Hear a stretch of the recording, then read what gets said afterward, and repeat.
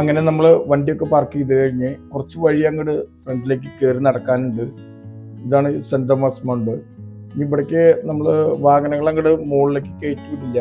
അപ്പോൾ ഇവിടെ പാർക്ക് ചെയ്ത് നമ്മൾ അവിടുന്ന് വേണം അങ്ങോട്ട് നടന്നു പോകാൻ. ചെറിയ വാഹനങ്ങളൊക്കെ കുറച്ചങ്ങോട്ട് പോവും. വലിയ വാഹനങ്ങൾ, ബസ്, അങ്ങനെയുള്ള വാഹനങ്ങളെല്ലാം താഴെ നിർത്തി നടന്ന് തന്നെ പോകണം. അങ്ങനെ നമ്മൾ നടന്നുകൊണ്ടിരിക്കുകയാണ്. അത്യാവശ്യം ഒരു ചെറിയ കയറ്റം തന്നെയാണ്. ആ കയറ്റം കയറാൻ സാധാരണ ചെറുപ്പക്കാർക്കൊന്നും കുഴപ്പമില്ല. ഒത്തിരി പ്രായമായ ആളുകാർക്ക് കുറച്ച് ബുദ്ധിമുട്ടുണ്ട്.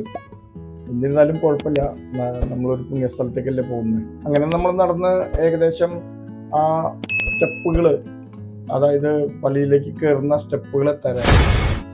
അങ്ങനെ സ്റ്റെപ്പ് നമ്മൾ കയറി വരുമ്പോൾ തന്നെ യേശുക്രിസ്തുവിൻ്റെ തിരുമുറിവിൽ വിരൽ വെച്ച് നോക്കുന്ന തോമസ് ലീഗയുടെ യേശുക്രിസ്തുവിൻ്റെയും ഒരു രൂപമാണ് നമുക്ക് കാണാൻ കഴിയുക.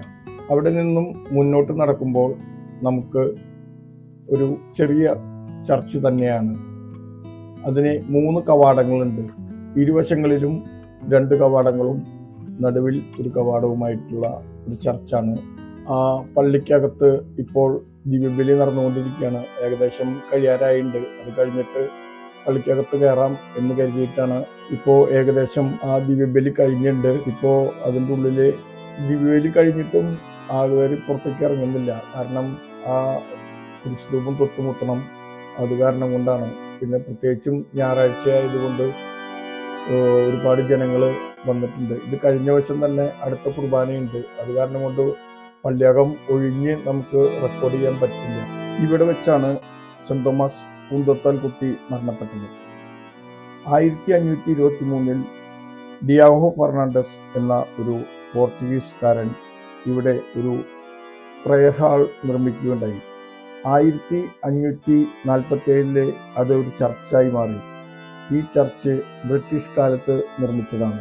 ഈ ചർച്ച് 3 ഹാളുകളായി തിരിച്ചതിൽ ഇടതുവശത്തുള്ള ഹാളിൽ സെന്റ് തോമസിൻ്റെ ഒരു വലിയ രൂപവും അതിൻ്റെ സൈഡിലായി അവർ മരിച്ച നിലയിലുള്ള ഒരു രൂപവും അവിടെ കാണാം. ഈ പള്ളിയുടെ വലതുഭാഗത്തുള്ള ഹാളിൽ യേശുക്രിസ്തുവിനെ വയറ്റിൽ ചുമന്നുകൊണ്ട് ഗർഭാവസ്ഥയിൽ ഇരിക്കുന്ന മാതാവിൻ്റെ ഒരു രൂപം കാണാൻ കഴിയും.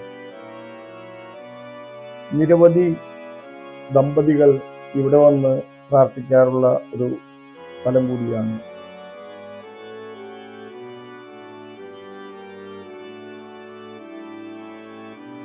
പ്രധാന ആൽത്തറയിൽ വലിയൊരു പാറക്കല്ലിൽ കൊത്തിയ കുരിശുരൂപം കാണാം. അത് തോമസ് ലീഗ സ്വന്തം കയ്യിൽ കൊത്തിയതാണെന്നാണ് കരുതപ്പെടുന്നത്.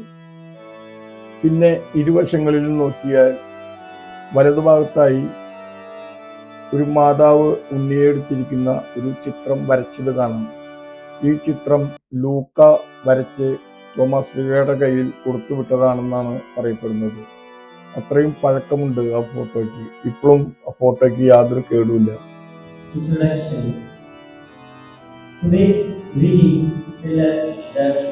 Solomon prayed for wisdom and discernment when the Lord appeared to him and told him. ഒരുപാട് തമിഴ് സിനിമകളിൽ കണ്ടിട്ടുള്ള ഒരു സ്ഥലം കൂടിയാണിത്. ചെന്നൈ കാൽവരി എന്നാണ് ഇവിടെ അറിയപ്പെടുന്നത്. യേശുക്രിസ്തു കാൽവരിയിലാണ് കുരിശിൽ തറയ്ക്കപ്പെട്ടത്. അവിടുത്തെ ഉയരം 300 അടിയായിരുന്നു. ഈ ചെന്നൈ കാൽവരിയുടെ ഉയരവും സമുദ്രനിരപ്പിൽ നിന്നും 300 അടി ആണ്. അതുകൊണ്ടാണ് ഇവിടെ ചെന്നൈ കാൽവരി എന്ന് പറയപ്പെടുന്നത്. ജോൺ പോൾ രണ്ടാമൻ പോപ്പിൻ്റെ ഒരു ശില ഇവിടെ വെച്ചിട്ടുണ്ട്. അതിന് കാരണം 1986 ജോൺ പോൾ രണ്ടാമൻ പോപ്പ് ഇവിടെ വന്നിരുന്നു. തൊട്ടടുത്ത് തന്നെ ഒരു മദർ തെരേസയുടെ ശിലയും കാണാം. അവിടെ തന്നെ നോക്കിയാൽ ഒരു വലിയ ഗോൾഡ് കളറിലുള്ള ഒരു വലിയ കൊടിമരം കാണാം. പള്ളിയുടെ പുറകുവശത്തായി ഒരു വലിയ ആൽമരം കാണാം. ഈ ആൽമരത്തിന് 175 വർഷം പഴക്കമുള്ളതായി പറയപ്പെടുന്നു.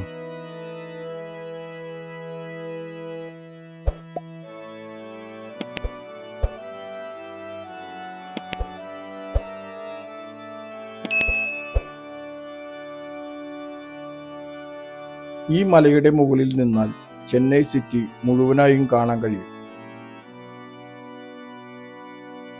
അതുമാത്രമല്ല, മെട്രോയും എയർപോർട്ടും ഇവിടെ നിന്നാൽ വളരെ മനോഹരമായി നമുക്ക് കാണാം.